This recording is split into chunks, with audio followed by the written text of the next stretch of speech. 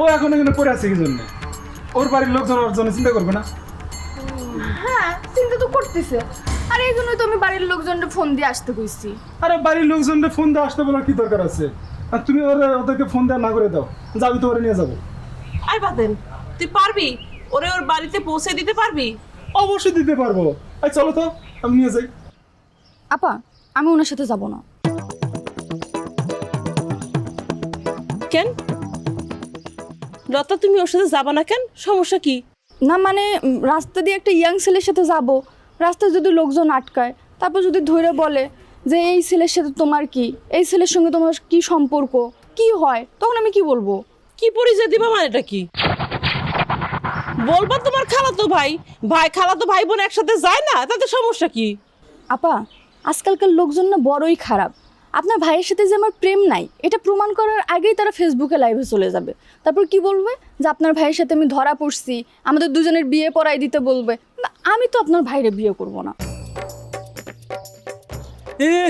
আমি মনে হয় আপনার বিয়ে করার জন্য পাগল হয়ে বসে আছি।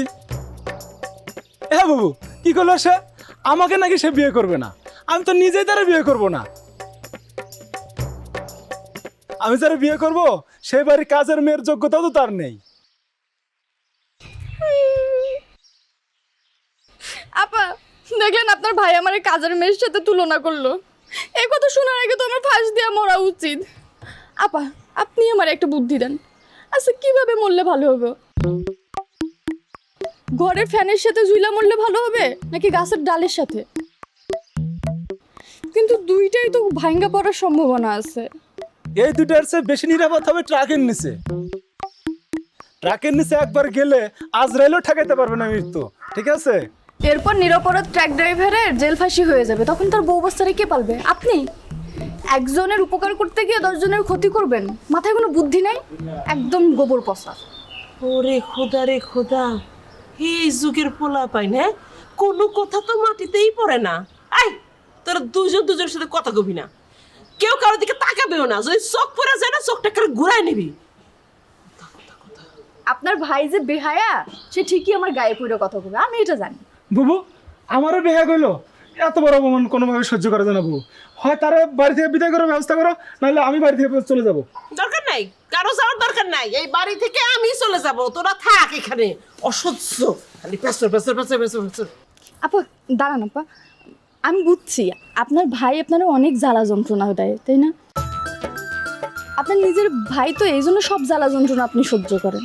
আচ্ছা, আপনিই বলেন, আজ না হয় আপনারে এত জ্বালা যন্ত্রণা দেয়, দুদিন পরে যদি পরের ঘরের মেয়ে আসে, সে কি এসব মেনে নিবে? আপনার ভাইয়ের শুধরানো উচিত না আপা? বুবু, আমি কিন্তু তার কথা হজম করতে পারতেছি না। তুমি কি তার বাড়ি থেকে তাড়াবা নাকি আমি নিজেই চলে যাব? আচ্ছা ঠিক আছে, তাহলে আমি চলে গেলাম। আমার ভাইটা না পুরাই পাগল। আপা, আপনার ভাই কিন্তু পাগল হলেও ভালো মানুষ। ওরে বাবা, আমার ভাইয়ের আবার প্রশংসা করতেছো? বুঝতে পারছি তো, আমার ভাই কার জন্য পাগল সেটা আমি বুঝতে পারিছি।